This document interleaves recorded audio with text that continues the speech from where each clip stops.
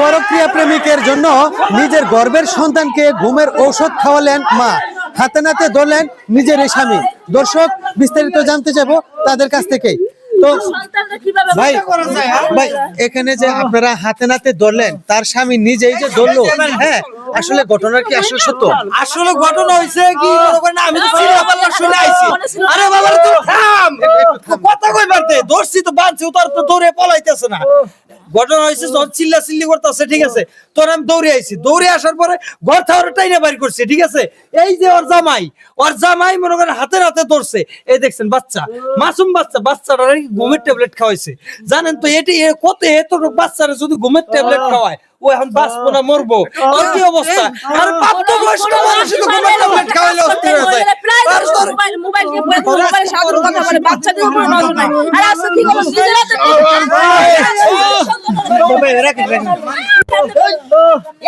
দর্শক, আসলে এখানে যে একটা মর্মান্তিক ঘটনা ঘটেছে, আর সেটা হলো একটি মাসুম বাচ্চা, যার কিনা উপযুক্ত এখনো ঠিকঠাক মতো ভাত খাওয়ারই বয়স হয় নাই, আর সেই বাচ্চাটা নাকি ট্যাবলেট খাওয়াইছে ঘুমের। তাও তো দর্শক, এখন আমরা চলে যাব তার এই বাচ্চার মায়ের কাছে। তো আসলে ভাবি, আপনি আপনার নিজের গর্ভের সন্তানকে এটা তো ট্যাবলেট খাওয়াইলেন, এটা তো বিষ খাওয়ালেন রীতিমতো, এই কাজটা কেন করলেন? ভাই আমি এটা করতেই চাই না, এইটা আমি কি করছি আমি নিজেও জানি না, আমি কিছুই বুঝতে পারতেছি না ভাই। খারাপ মহিলা, না না, একটু কথা বলতে দেন প্লিজ, আপনারা একটু কথা বলতে দেন। আচ্ছা হ্যাঁ বলেন। আসলে মানুষরা যে মানুষ নষ্ট করে, এটা আমি কোনোদিন কল্পনা করতে পারি নাই। আমি একটু সুখ শান্তি পাওয়ার জন্য আমি পরকীয়ায় জড়াই গেছি, এর জন্য যে আমি আমার মেয়ের ঘুমের ওষুধ খাইয়ে মাইরে ফেলছি, আমি এটা মানতেই পারতেছি না। আমি এটা চাইছিলামই না যে আমার মেয়ে মারা যাক। তো দর্শক, ওনার কথা অনুযায়ী যতটুকু বুঝতে পারলাম যে উনি ইচ্ছাকৃতভাবে খাওয়ায় নাই, কিন্তু এই পরক্রিয়া প্রেমিকের প্রলোভনে পড়েই কিন্তু এই বাচ্চাটাকে ঘুমের ওষুধ খাওয়ানো হয়েছে। তো এখন আমরা চলে যাব পরক্রিয়া প্রেমিকের কাছে। আচ্ছা ভাই, আপনি কি এই এলাকারই নাকি একটু দূরে? একটু ফাঁকে। তো আপনি ফাঁকে, তো এখানে আপনি ওনার সাথে প্রেমটা কিভাবে করলেন? আমি তো এদিক দিয়ে গাড়ি গুড়ি চালাই, এদিক দিয়ে যাওয়া আসা করি, তো তার সাথে রাস্তায় দেখা টাকা হয়ে একটু কথাবার্তা বলতাম। বলে কি আমার স্বামী কাজ টাজ করে না, ঘুরে ঘাড়ে খাই, নেশা করে, মেয়েটা নিয়ে কষ্ট করি, চলতে পারি না আমি।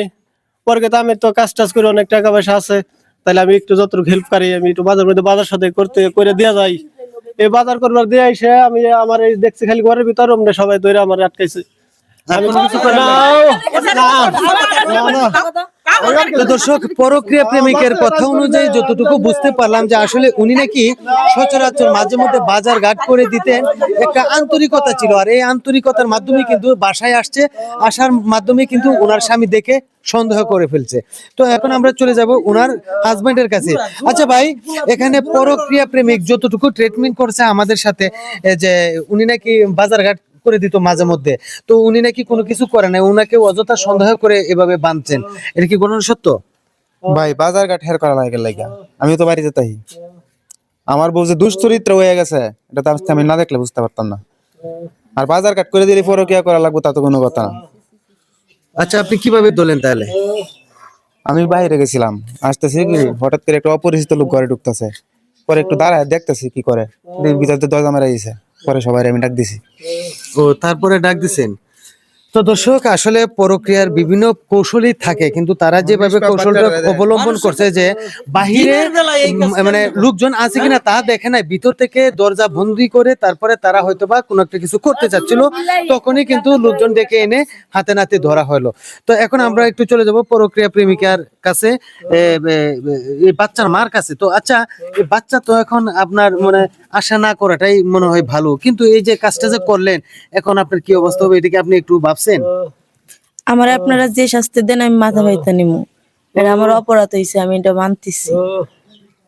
কিন্তু ওকে পারবো আমার মেয়ের আইনে দিতে? ওর লগে আমি যেটাই করছি, যাই করছি, আমার মেয়েটার আমি কষ্ট দিছি না? আপনারা যা শাস্তি দেবেন আমি তাই মাথা বাইতে তো নিবো। আপনি কাজটা এত কিছু এখন বুঝতেছেন, তো আগে বুঝেন নাই যে আপনার বাচ্চাটাকে কি খাওয়াচ্ছেন, কি হবে, এরকমটা আগে বুঝেন নাই? আমি তো মনে করেন যে আমার একার বুদ্ধিতে আমি এই কাজ করি না, আমি তো ও আমারে বলছিল তাই ও বলছিল যে কিছু হবে না, কিন্তু বাচ্চা যে এরকম ভাবে আমার মানে আমার কাছ থেকে চলে যাবে এটা আমি আশা করি নাই। তো দর্শক, আসলে ওনার কথা তো আপনারা শুনতেই পাচ্ছেন। এখন আমরা চলে যাব একটু, এখানে একজন মহিলা আছে ওনার কাছে। তো আপনার এই যে বাচ্চাটার যে এখন একটা পরিস্থিতি হলো, এটা আপনি এখন কিভাবে দেখছেন? এখন কিভাবে দেখবো, কারণ এগুলা তো কিছু কিছু নষ্ট মহিলা থাকে, মানে ঘরে জামাই রেখে পরকিয়া করে, মানে ভাত আর ভাল লাগবে না, পরে পরকিয়ার নাং ভাল লাগবে, নাঙ্গে করে পালাই পথে এগুলো করে না, এগুলো করলে আমার জুতা দিয়ে পিটায়, আর এই মহিলা না রাখাই উচিত। আর এই মহিলা যে মা পারে নিজের সন্তানকে হত্যা করতে, সে পারবে না কালকে ওর জামাইরে মারতে? তো ওরে না রাখাই নাই বিশ্বাস আছে, ওরে বোন আছে, ওরে বিশ্বাস বাইর আছে। করে দাও, মানে দুইটারে ফালতু মহিলা। চিনকালি মাহাই একদম গ্রাম থেকে বাইর করে দাও। তো দর্শক, আসলে আমাদের এই ভিডিওটা তৈরি করার কারণ ছিল যে আসলে আমাদের কিছু কিছু সমাজের এই ধরনের কিছু মহিলা আছে যারা কিনা চোখের মানে খিদাতে প্রক্রিয়া করে, আর এই প্রক্রিয়া করতে গিয়ে কিতে কি করে ফেলেছে এটা নিজেরাও ঠিক রাখতে পারে না। তো এই ধরনের মহিলারা আপনারা কিভাবে চিহ্নিত করবেন, এটা কিন্তু উপায় নেই। তারপরেও যদি এই ধরনের কোনো অকারেন্স কোথাও দেখেন, তাহলে অবশ্যই তাদেরকে আইনের আওতায় দিবেন। নিজেরা আইন হাতে না তুলে নিয়ে আইনের আওতায় দিবেন, তাহলে আইনই খুব সুন্দরভাবে এদেরকে ভালো একটা শাস্তি দিবে। আর যদি ধর্মীয়ভাবে এদেরকে শাস্তি দেওয়া হয়, তাহলে পাথর নিক্ষেপ করে মেরে ফেলতে হবে। তো তা না করে আমরা অবশ্যই আইনের হাতে তুলে দেব তাদেরকে। তো দর্শক, এই ভিডিওতে যদি কোনো ধরনের মেসেজ পেয়ে থাকেন, তাহলে অবশ্যই লাইক কমেন্ট শেয়ার করে আমাদের পাশে থাকবেন। ধন্যবাদ সবাইকে।